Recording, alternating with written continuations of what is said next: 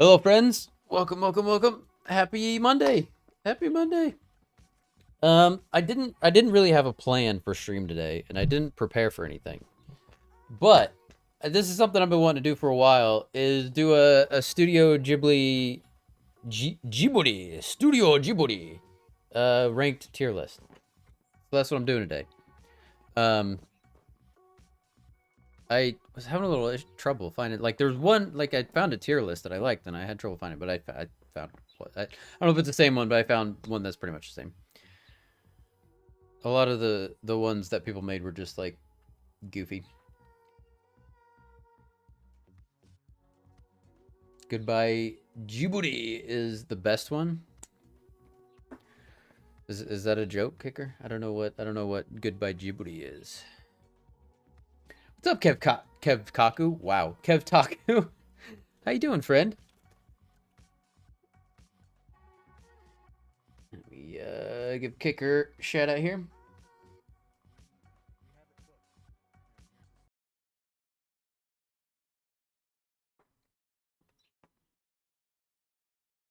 Kicker just eating weird shit as always. That's one of the movies I assume. All right.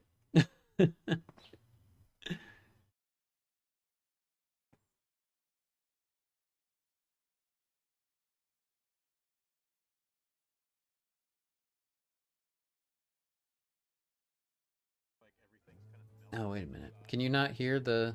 Oh, that's goofy. I didn't realize. Okay, let's do this.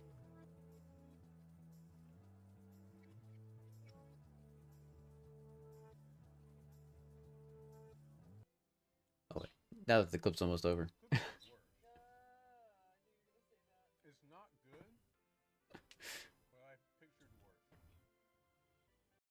That's one of the movies I assume. I'm doing good. Just got home from work. Nice. I've seen a few. Nice, nice, nice. Beautiful art style, of course. Yeah, yeah. So I was looking, and it was like October 2021 when I watched. Actually, I don't know. Yeah, Nausicaa. Nausicaa's in this one. Okay, good. When I watched Nausicaa, and then I watched all of them in like release date order, like chronological order of their release date. Um, and I finished like a month or two ago. So like it took me a long time. I just don't watch movies that often anymore. Um, but overall, I'm really glad I did it. And yeah, the art is absolutely beautiful. And then afterwards, I watched. There's like two documentaries on HBO because like they're all of the movies except for one is on HBO, which we'll get to that. Um, oh my god, my hair is just kind of doing whatever it wants now. It's weird. it's it's fine. It's fine. I can live with it. Um, God, I got totally distracted by that. What was I saying? Oh yes, there are two Love Ghibli movies. The style is iconic, right? Like I feel like that was a lot of people's first introduction to like Japanese animation style, in the States, I mean, especially since like I know Disney distributed a lot of the movies over here, so and they have like a partnership with Disney and like you watch them, it kind of makes sense. And it was what something that surprised me was like some of them are just they're not kids movies. I assumed going into it they were all going to be kids movies, but that is for sure not true.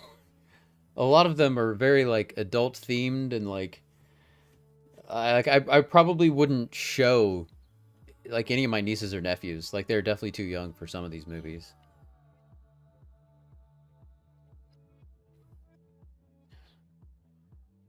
I'm gonna actually turn this down a little bit. And then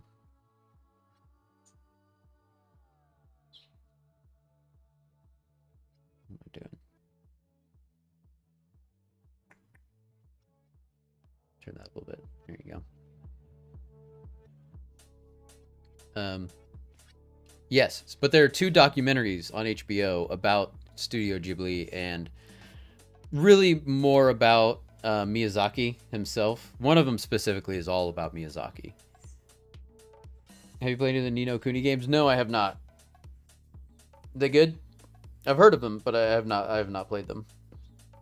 I don't really know anything about them other than that I recognize the name.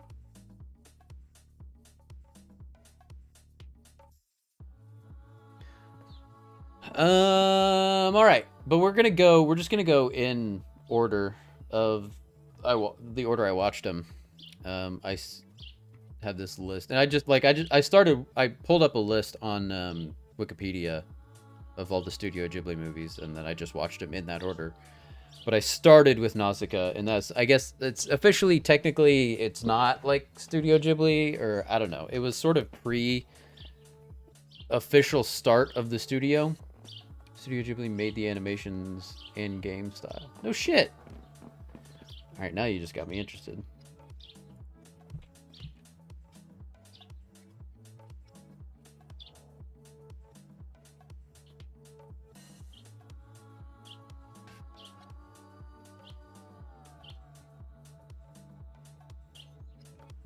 Published in Japan by Level 5 Bandai Namco.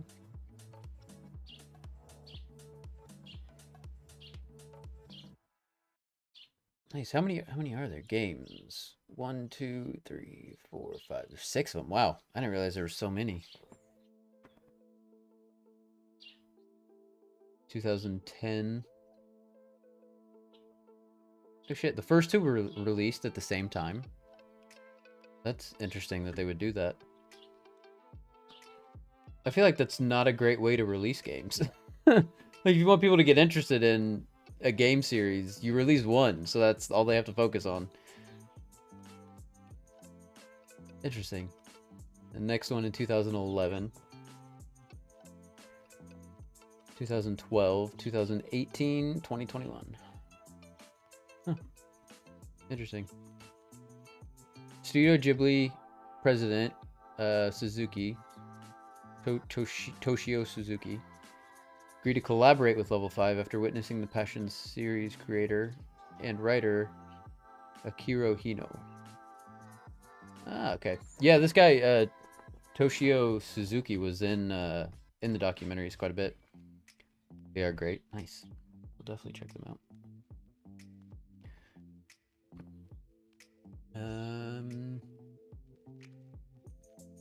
Screen capture. All right. So first, started with Nausicaa. Okay, I think when I first watched Nausicaa, it was right here. It was a B for me to start out with. And then, like, I saw a lot of influence of, like, Princess Mononoke. Like, okay, so before I went and watched all of them, I had seen Princess Mononoke and Spirited Away. I think those are the only 2 I had seen before. Yeah. What is that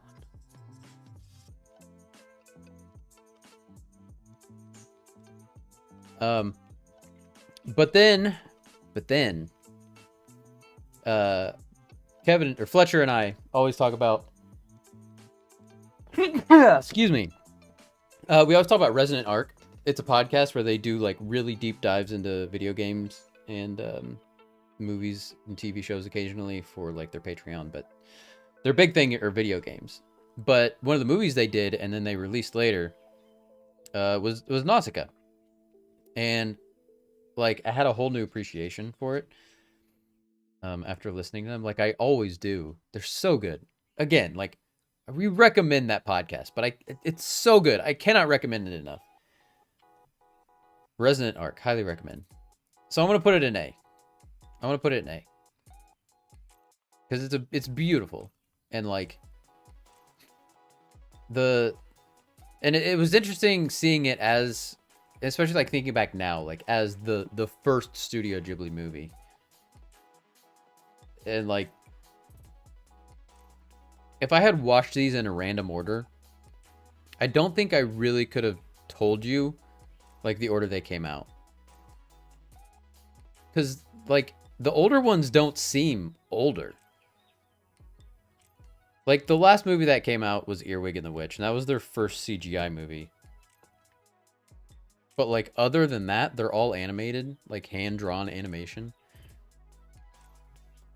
And they all did, I think they all just hold up really well. Was that Lupin? I did. Oh man. Yeah, no, we're gonna ignore Lupin. Okay, so after Nausicaa, it's Castle in the Sky. That's gonna be... Part of this is I have a recency bias, so like the ones I've seen more recently are just like fresher in my mind, you know? So I want to go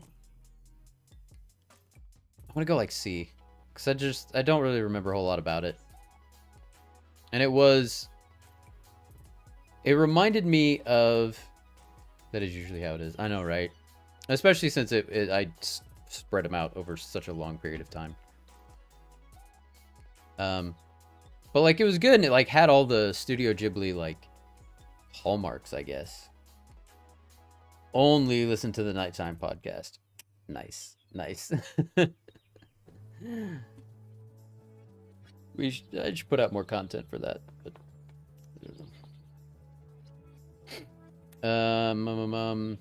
yeah. So it was good. But like, I don't know, it was fine. Okay, and then there was... Where is it? Okay, hold on. If it's not on this list, I'm gonna have to find another one. I don't see it. Crap.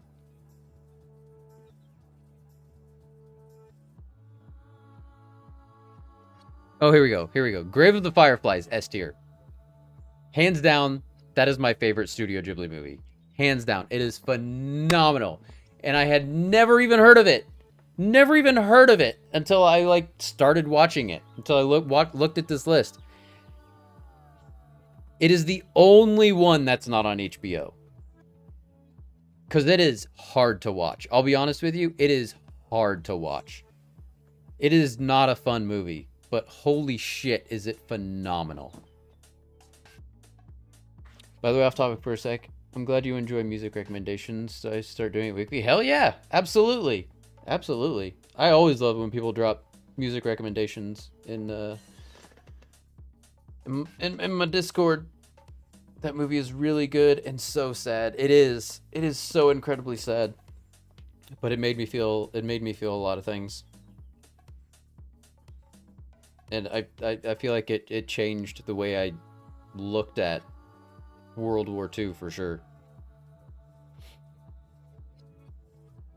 Or was it World War One? No, it had to have been World War II, right?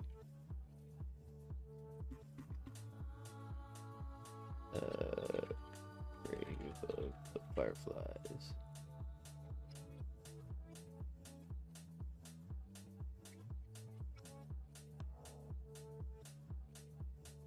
And this was the movie that I realized like who Takahaka was. Like I thought all of the Studio Ghibli movies going into this were directed by Miyazaki. Like I thought they were all Miyazaki films.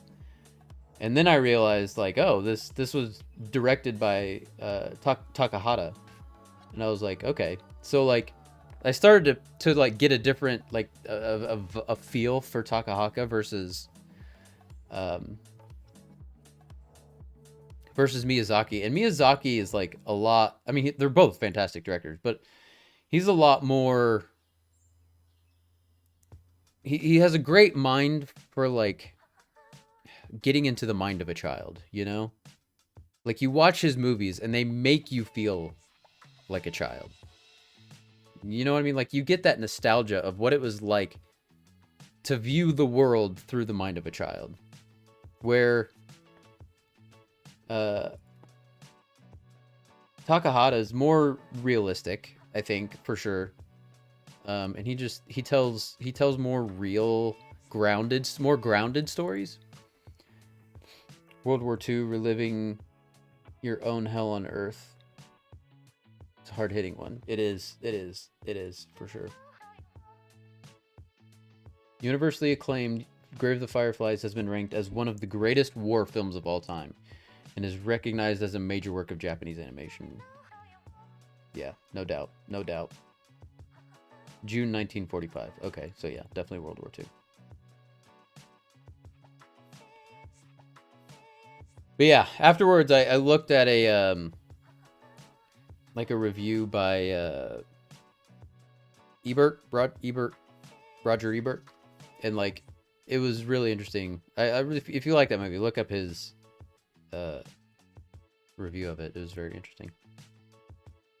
Oh, but going back to Nausicaa. Okay, so like when Nausicaa was apparently first released in the US, Harvey Weinstein was the one who like saw it and recognized that it was a great movie and like brought it to the US. But they apparently they cut out like chunks of the movie.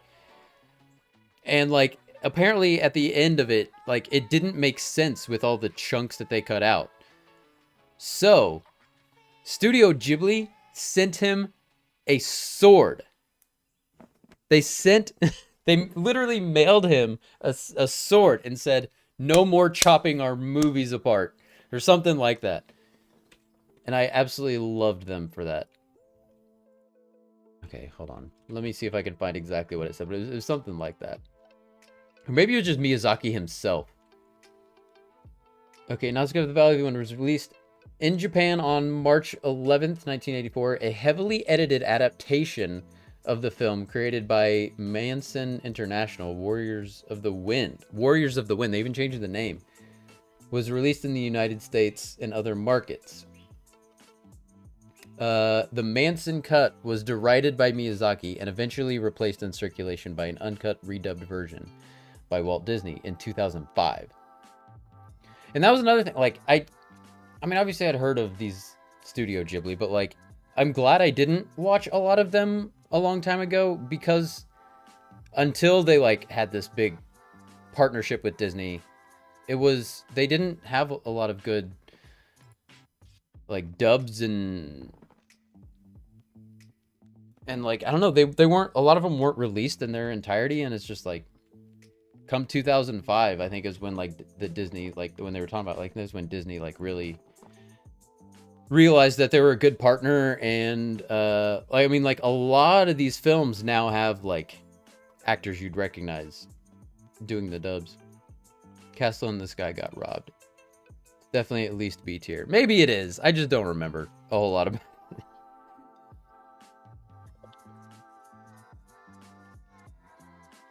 Hi, Catherine. How you doing, friend? Sounds like you had a good weekend. I'm glad to hear that. Okay. Oh, sword. No, what was it? Where is it? I know I read this on the Wikipedia page. Or maybe here we go. Harvey Weinstein.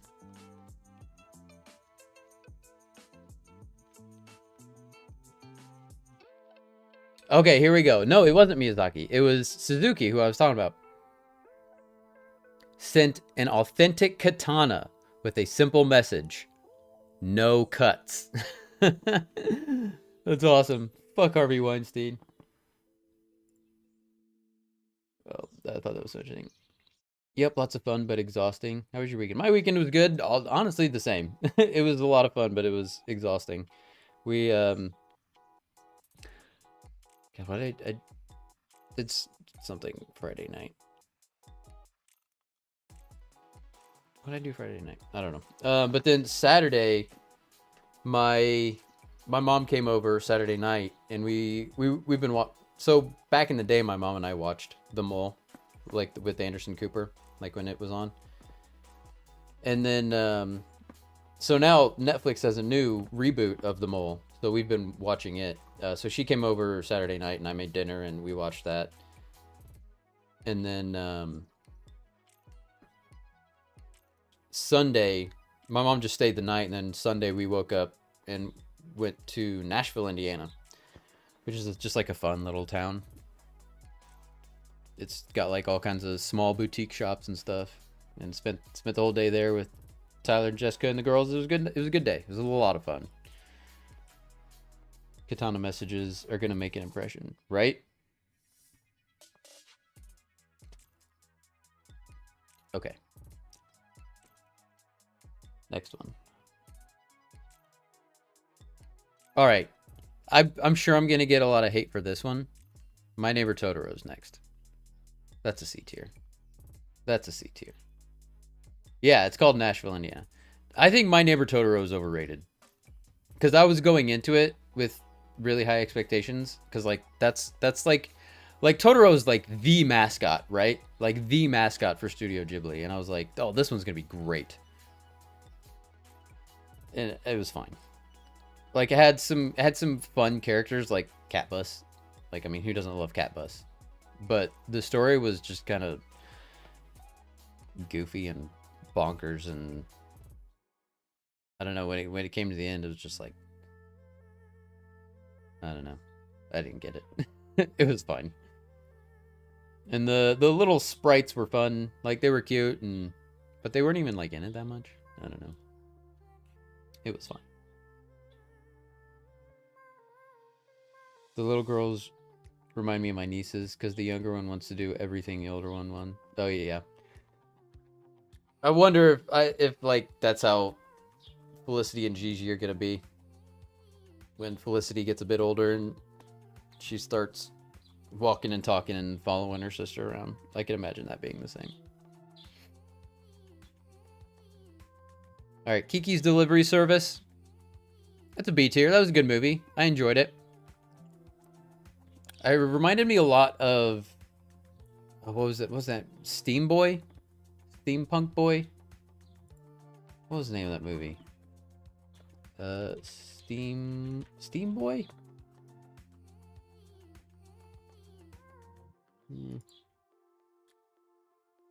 Steam Boy. Yeah, Steam Boy. 2004.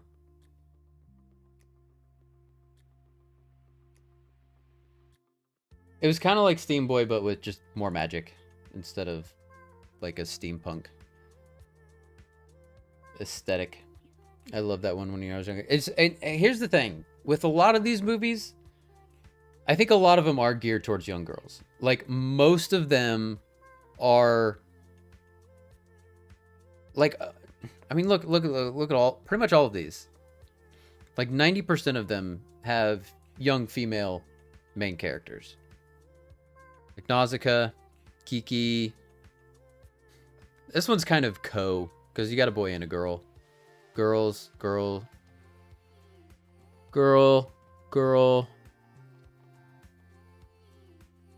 I think that's fuck, what was his name? I think that's Howells. I think that's Howells. Mary. I should have just made my own list, damn it. Girl, raccoons. That one's kind of the same. Like it's named like Ponyo is a girl. I don't know. I'm not sure what that one is. This one, even though Porco Rosso's, I guess he's the main character, but like still, there's the girl. Well, I don't know. I guess this one, kind of the same thing. Main character is a boy, but Princess Mononoke obviously is girl. That one's definitely a boy. This two girls, girl. So like, I mean, almost all of these are young female characters. Like, and I don't know. I never thought about it. I never like considered that going into it, but it seems like that is more of really the audience they're going for. But I mean, obviously they're relatable still. I mean, to anybody, I would think.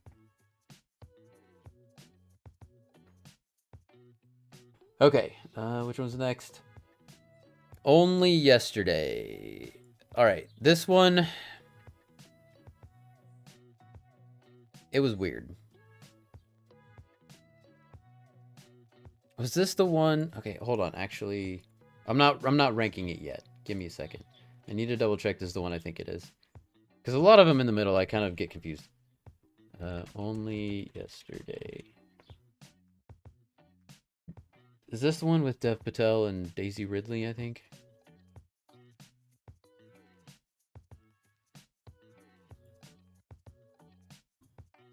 Okay. Okay, this is one thing that drives me crazy. And I am amazed that IMDb hasn't done this yet. They need to have different tabs for the different dubs. Because I watched pretty much all of them dubbed, except for Grave of the Fireflies, because I had to, I don't even know if there is a, like, official English dub. And, it's not on HBO, so. Yeah, Dev Patel and Daisy Ridley. Okay, so this one, I'm gonna go with B on this one. I did like it. It was a good one. Like, she goes and, like, it talks about her, like, as a kid and then as an adult, and, like, she goes as an adult to, like, live in a different town and, like, work on a farm for, like, a summer, like she used to when she was a kid or something. It was good. I remember I really liked this one. I really liked it. Not quite A, but it was definitely good. I liked it. Okay. And then Porco Rosso. All right, this is the one, when I watched it, I was like, okay, I did not realize. This is definitely not a kid's movie. This was the one I realized that I was like, all right, these are not going to be kids' movies. Like, after Grave of the Fireflies, I was like, oh, that's weird and different. Like, it was not what I expected. But I was like, I can definitely see maybe the rest of them might be kids' movies. This is definitely not a kids' movie. But the animation on this one I loved. I loved the setting. I loved the characters. I think I'm going to go with A on that one. Porco Rosso was a lot of fun. It had some very adult humor that I really enjoyed. It was good. All right, Ocean Waves. That one's D. That movie sucked. It was, like, I fell asleep watching it multiple times. And, like, it was not good. It was just boring. Like, I couldn't even tell you what it was about afterwards. I was like, why did I watch this movie? It just had nothing going on. I mean, like, it didn't feel like there was a plot or, like, a story or, like, a moral or anything. I don't know. Haven't seen that Porco Rosso. Yeah, it's got Michael, fuck, what's his last name? He was Batman, and he was, god dang it, he was Birdman. But he was really good as Porco Rosso. He was really good as Porco Rosso. He was like perfect for that role. And then I think Kimberly Williams Paisley was the main girl. Yeah, Kimberly Williams Paisley. Michael Keaton. Yeah, thank you. You probably got it before I did, Catherine. But yeah, he was really good as like this drunk, washed up pilot who's a pig. And like him being a pig was like, it wasn't like acknowledged or like out of place in the world, but like obviously he was a pig. Like there was a reason he was a pig as the character. It was good. Highly recommend. All right, Ocean Waves, Pompoko. Okay. Where is it? Pompoko. This one's super weird. I did like it though. It's about magical raccoons that like talk and like, I don't know, but okay, so so these raccoons have magical ball sacks. They have magical scrotums that they can, like, swear to God, this is the plot of the movie. And it's not really the plot, it's just like a big point of the movie. But like, they can take their scrotums and they can like make kites out of them and like fly. So like they're shape-shifting raccoons. So like when they're in front of people, they look like normal raccoons. But when they're not in front of people, they shapeshift into other things, and like they have a different look, and like they walk around and they talk like humans, but in every shot they make a point to show their testicles, their ball sacks, and it's weird. It's real weird. If it wasn't for that, it might have been a tier higher, but like that was just straight up strange. it was just so distracting. But apparently it's like, I don't know. It's an adaptation of like a classic Japanese story. Definitely not a kid's movie. But like, it was a kid's movie. Like, it was definitely like there wasn't adult humor or anything about it. It was just, I can't even explain it. It's just weird. So Bolty, yeah, so we're doing a Studio Ghibli Studio Ghibli movie tier list.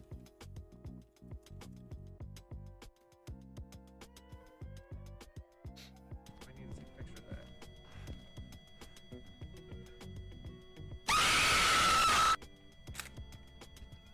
Very nice. Thanks, Awen. I appreciate you. Classic. Who don't love a good jump scare?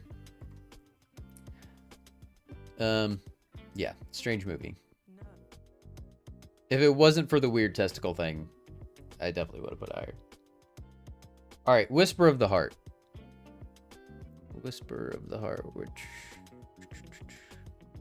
Where are you? Whisper of the Heart. I think I'm gonna put this one as B as well. It had a cat in it that was great. I've only seen like 3 Studio Ghibli movies. Yeah, so like, same here. I think I'd only seen 2. I think I'd only ever seen Spirited Away and Princess Mononoke. But like it was like a year and a half ago, I decided to watch all of them. So it was a really fun watch through of all of these movies, and I'm really glad I did it. Let me guess the 3 you've seen. Those 2 and Ponyo. Because those are probably the most popular 3.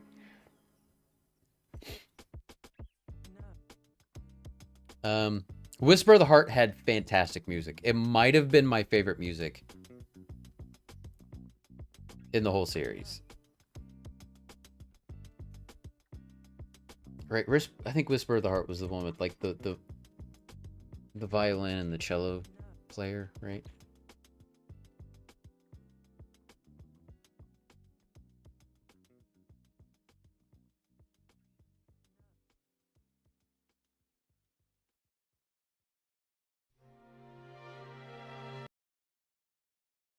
Yes, for sure. Okay. Yeah, fantastic music. It was really good.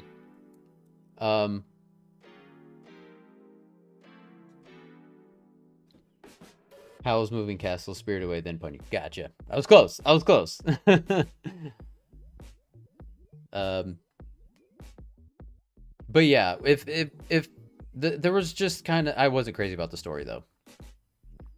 Whisper of the Heart would definitely have been better had the story been more interesting. Because the cat, honestly, the cat was great. And I'm not even talking about like the cat person. Like there's just a cat, like a regular cat that is kind of the impetus of the story. And then the music was fantastic. Okay, and then Princess Mononoke. A tier. For sure. Princess Mononoke is so good. It's, like I said, it was one of the 2 movies I'd seen. Which one is an S tier? Grave of the Fireflies. That movie is devastating. But it is so good.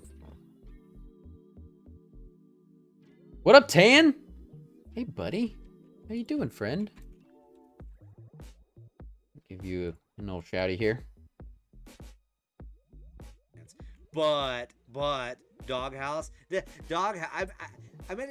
Did I say Doghouse? I meant to say Dock House, like for boats. But it probably did sound like Doghouse, didn't it? It did sound like Doghouse. Woof woof. That yeah. No, yeah. That never happened. I never said that. Yeah. You can't prove that. There's no such thing as VODs. Yeah. That's a good way to put it, Tan. I completely agree with that. It's one of those movies I saw once, and I don't think I'll ever watch it again, but it was so good. Yeah. It was hard to watch, but it was so good.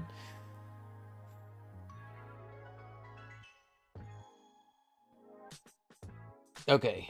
So, where was I at? Princess Mononoke. I mean, classic. It's fantastic. I'm tempted to even put it S tier even. I'm tempted.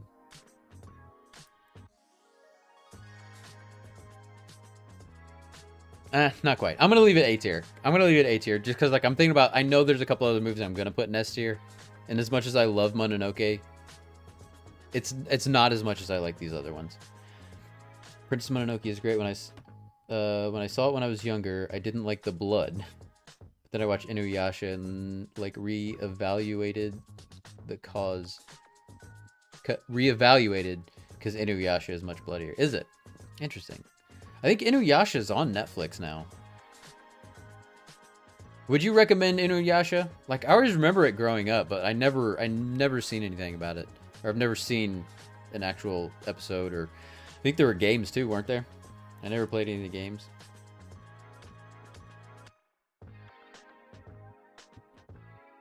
Yes, it's hilarious. Really, it's funny. I didn't realize it was funny. All right, I'll have to add that to my list.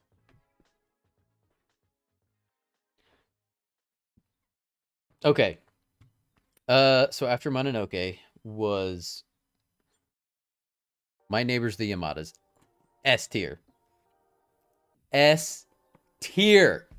Never heard of this movie going into it.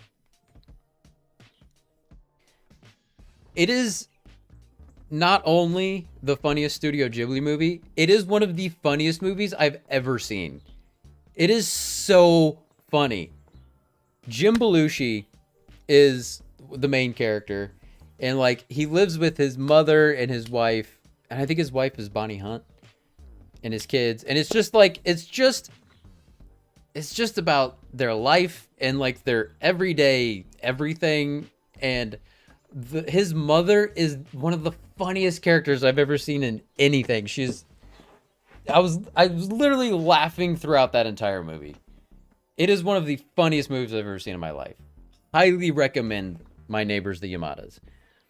Are they still on HBO? Yes, as far as I know. I mean, as far as like a couple days ago, yes, they are all still on HBO, except for Grave of the Fireflies. It was never on HBO.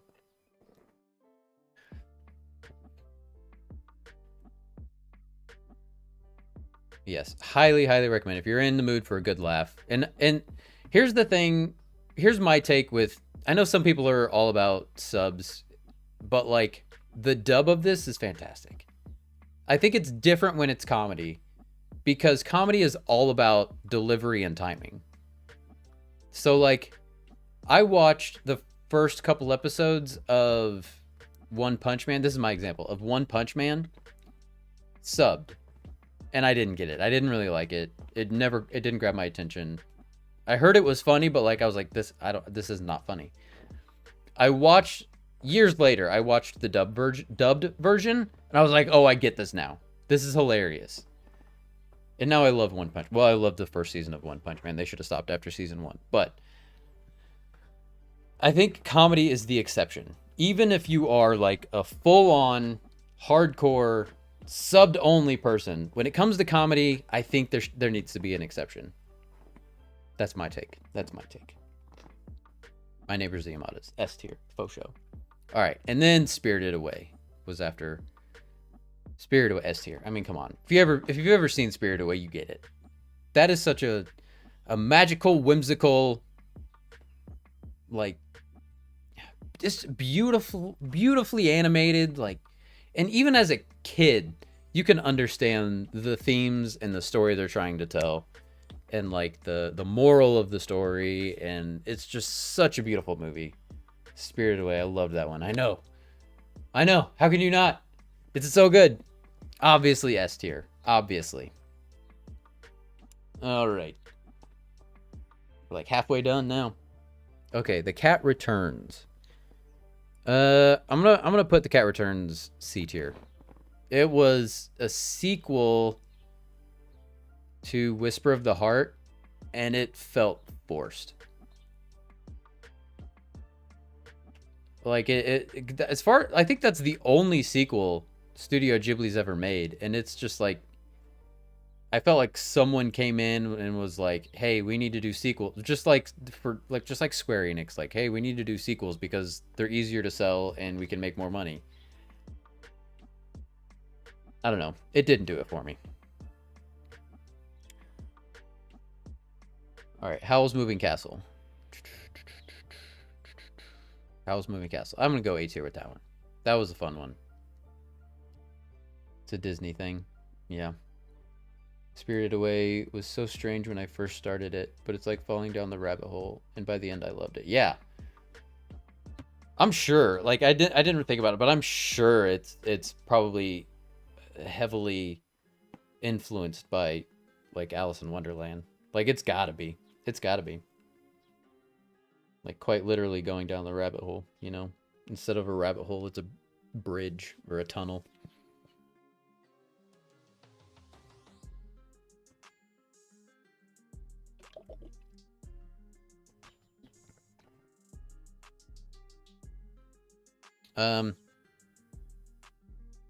Howl's, yeah, Howl's was really good. It's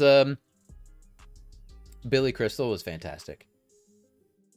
And like I don't know, I loved it. Made me kind of think of, it was really kind of ahead of its time in the way it was sort of set in the real world, but like it was a little off.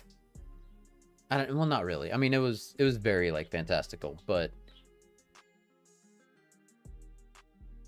like you couldn't help but like be intrigued by Howl, and like the way the I like how the mechanics of the way the house moved and like how the door worked was like explained very well, and it was very clear, and like the mechanics of the world and the rules of the world were explained very well, and it felt like it worked.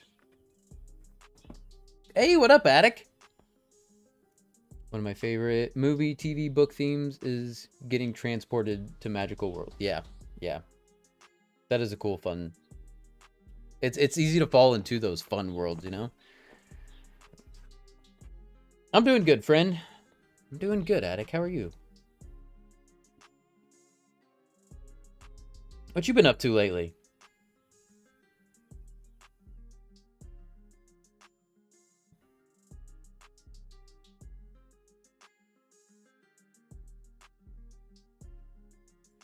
Let me give you a shout out.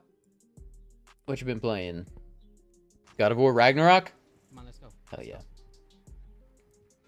Oh my gosh. Oh my god. Oh. Oh. Wow.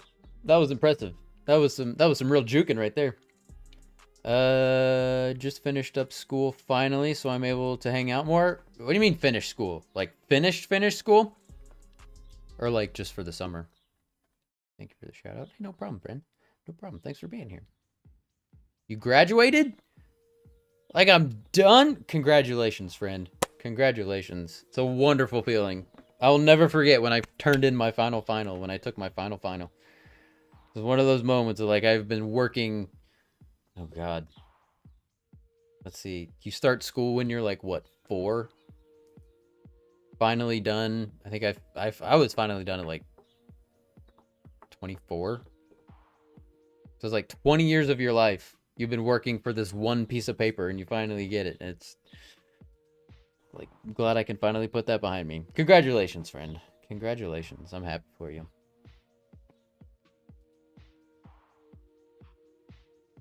But we are doing a tier list of Studio Ghibli movies. Have you seen many or any or all of the Studio Ghibli movies? Thank you so much, bro. Hey, no problem, no problem, no problem. It's a good feeling. It's a good feeling. Seen a few. All right. Okay, after Howl was Tales from the Earthsea. I know this one's not super popular. I think I liked it more than most people did. Willem Dafoe was terrifying. In like such a creepy way. And like I really liked Timothy Dalton. He did a great job, I think, of that character. Willem Dafoe. Yeah. Okay, like legit. A lot of these movies have really big name actors. Like Disney redubbed a lot of these movies, and a lot of them have really big actors, like recognizable actors in it now.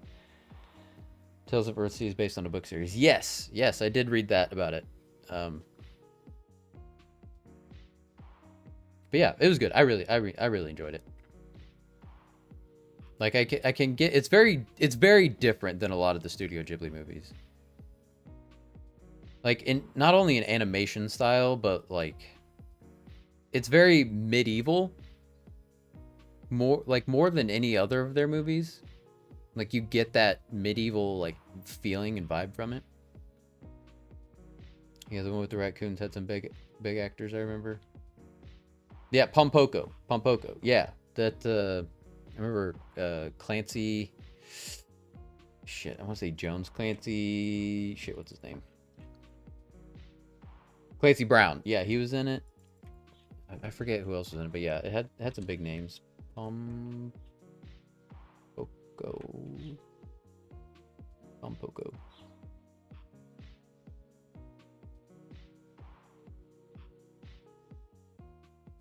IMDb drive me crazy. Pogo English cast. Oh shit. English cast.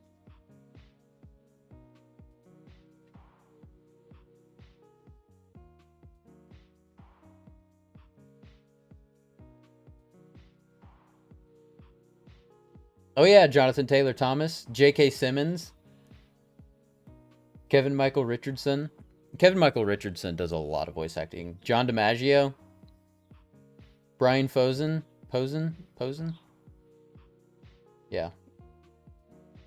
Brian George. Yeah, you'd recognize a lot of these people.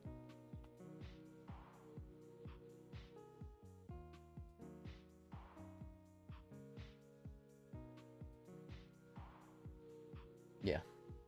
Strange movie. Strange movie. Hydrate.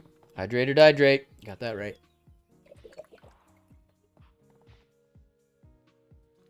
JTT, every 90s middle school girl's dream guy. I know, right?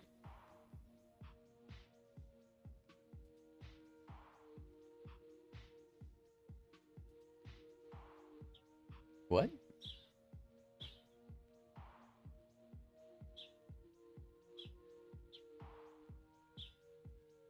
I don't know what got bleeded out there. Or did you do that? I don't know what you're trying to say. Yeah, JTT. I forget. Oh, God, who was I talking to recently?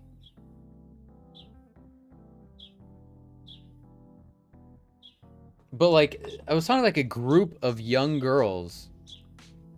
Like, well, not even young girls, like girls my age. Maybe it was like for work. No, because they all know JTT. But they'd never heard of JTT. I was like, what? How do you not know who Jonathan Taylor Thomas is? Maybe it was when I was streaming. I don't remember.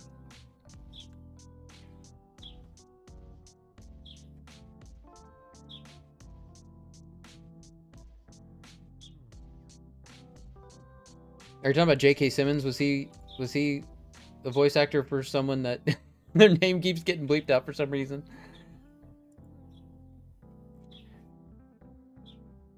Or Clancy Brown?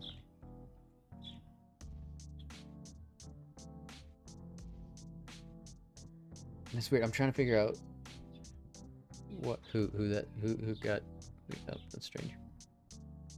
Clancy Brown, Mr. Krabs. Oh. Why is that getting bleeped out? That's so strange. Mr. Krabs.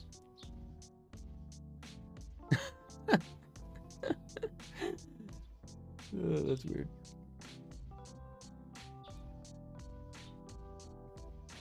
Oh, did you you put a it's probably did you not put a space after the period? It probably reads it as a link, so it's deleting it because it's probably a link. That's probably what it was. Like if you put .com, then it just removes the whole thing.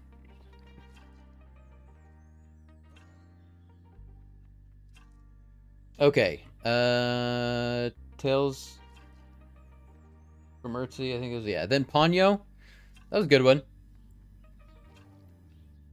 I mean, again, I liked that one is definitely a kids movie, but like you can if I was a kid, I think I could have understood what they were trying to like, the story they were trying to get across. I need to rewatch Ponyo. That one is it's another just. It blows my mind like when you're watching these movies and you like they're all hand drawn. It's just like it's incredible how they do it. And that's one that is definitely like the landscapes are beautiful, and then like when Ponyo is just like seamlessly like transforming and she's like running on this water, and it's just like it's beautiful. It's just beautiful. Yeah, that was a great one. That was a good one. Arrietty. I'm gonna say that's A tier. That one was super cute. I really loved the characters. Like that was really fun. How like these little it's kind of like Toy Story. How like there's these little people like living in your house that like you don't know, and like when things go missing, like they're the ones who take it, and like how well thought out that world was. But it was just like this little touch of magic and this little touch of fantastical stuff in the real world, and it was really good. I really loved that one. And it was based on like a book. Like I don't know what to say it was based on, but it was like inspired by a book about like a very similar thing about like, little tiny people living in like the walls of your house, and just like the how they use everyday items that are just really like small items, and how they use them in their everyday life. It was really cool. It was really cool how well thought out that the little world was. It was cool. Okay, From Up on Poppy Hill.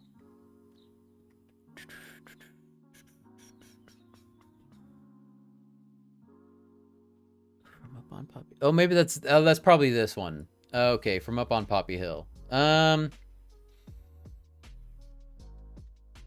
liked it. I didn't love it. You know what? I think I'm gonna put Ponyo in A, and then this one, yeah, in B. Yeah, that definitely goes with like this level, and that goes with that level. Yeah. Was that a 90s movie? Like Little People Living in the Walls, but it was live action? Maybe? I'm trying to think of the name of it.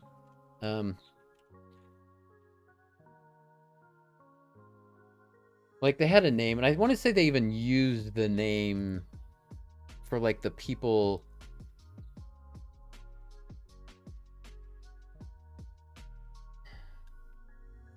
The Borrowers. Arrietty, titled Arrietty the Borrower. Isn't that what it? The Borrowers. Because they steal everything from people. Yes, this is it. And I'm sure there's series. I'm sure there's probably adaptations. Here we go. 1973 American-made for TV movie. 1992 BBC TV series. And its 1993 sequel, The Return of the Borrowers. 1997 film with a British-American cast, including Tom Felton, John Goodman, James Broadbent, Celia, Diana, I don't know, and Mark Williams. That's probably the one you're thinking of. Oh, Mark Williams, yeah. You reckon he's Mr. Weasley. Mark Williams is Mr. Weasley. Yes, that was it. And they had like evil realtors trying to sell the house or something like that. Oh yeah.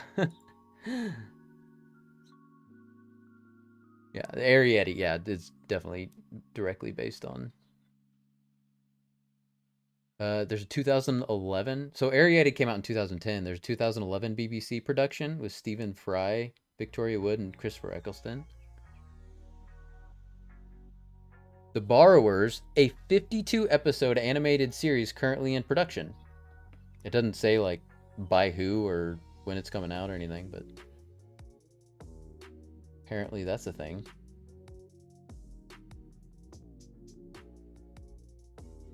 6 promising European animation projects that we saw at Cartoon Forum. Okay, interesting. There you go. So there's that.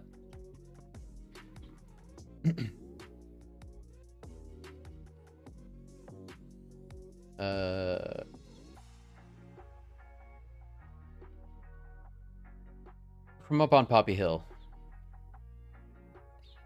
I don't know. It was just mid. Like I said, it wasn't great, it wasn't terrible. It was fine. I learned a lot about ships and sailing and I don't know, rebuilding a schoolhouse was like what part of what they were doing, or like a clubhouse was part of what they were doing. I don't know. It was weird. It was okay.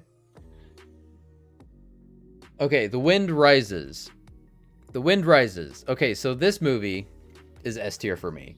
I really liked it. This is one of the very, very few, if not the only. Well, I guess except for Grave of the Fireflies. That was based on a true story. It's based on this guy's life, who was like an engineer. He rebuilding a clubhouse, very Stardew Valley. Yeah, except it's a bunch of kids. It was kind of fun. Like that part of it was fun. I liked that part where they rebuilt the clubhouse. It was just this group of kids working together to make a house. So like that was a cool part of it. But overall, it was also about like this girl and her father, and I don't know, that part of it I didn't find super interesting.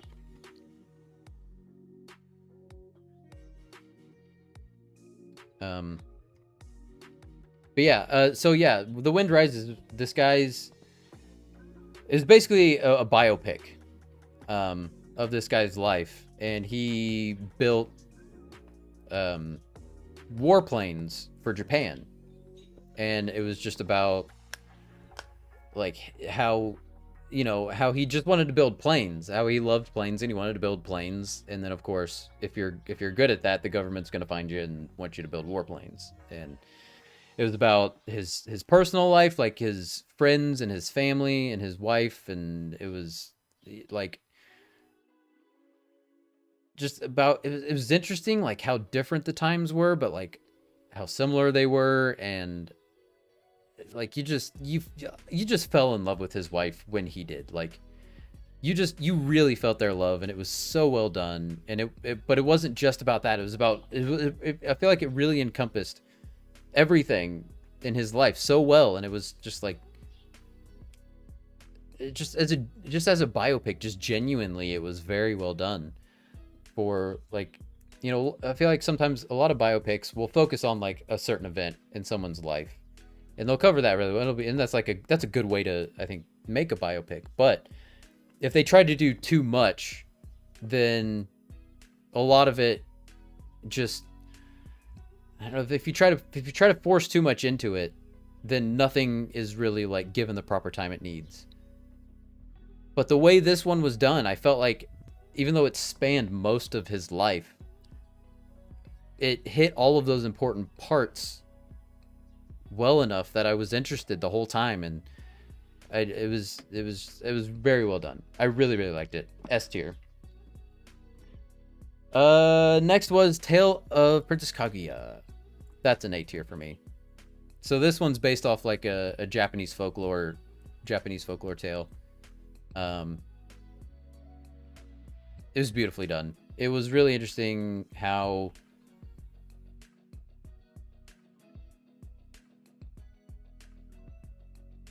it was a tale that I'd never heard before. And I mean, obviously they took their own interpretation of it. They used the original tale, which I looked up afterwards, and made it their own and fleshed out the story, and it was interesting.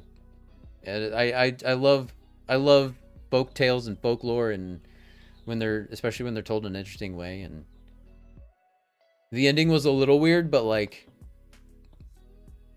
it was still very, very well done, and I really liked it. I think it would have been S tier if it was a bit too long, maybe. And like I said, the ending was a little weird. But It was also all about the moon, and I love me. You know me, I love the moon. It's like my thing. So I love nighttime. So it was good. It was good. All right. When Marnie was there. All right. When Marnie was there, I'm gonna say it's C tier. It was just kind of boring.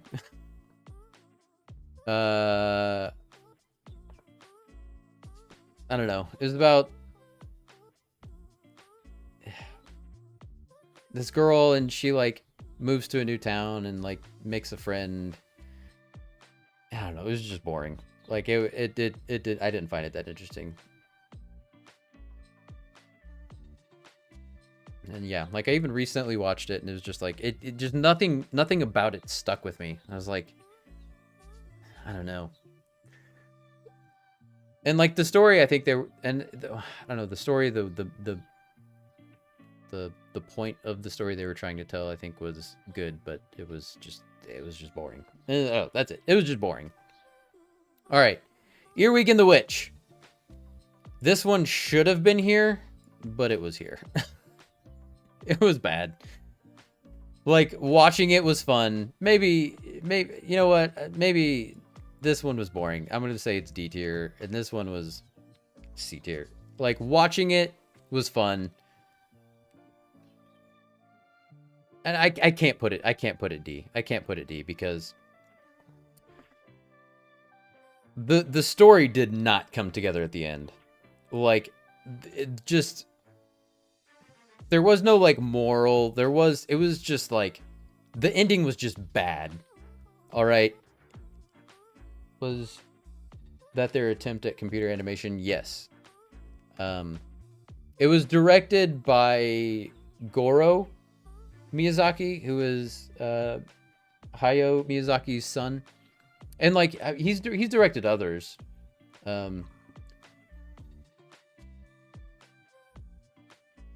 But, all right, the music was good, but it should have been better. Like this movie had a lot going for it, and it should have been S tier. Casey Musgraves is the greatest country music artist of the modern age. She is. I love Casey Musgraves. She wrote the music. Or at least like the main theme for the song for the movie. But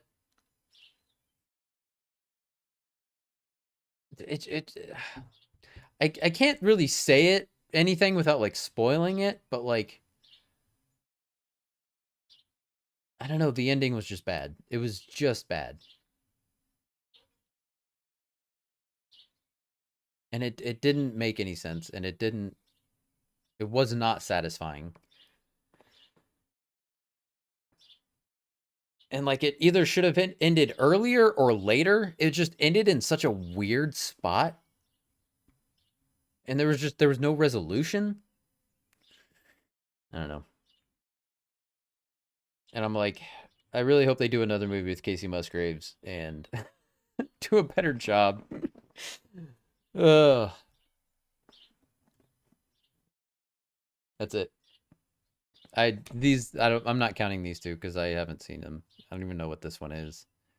What does it say? I think it says Mary and the Witches. What is that? If I can, Mary and the Witch's Flower, 2017.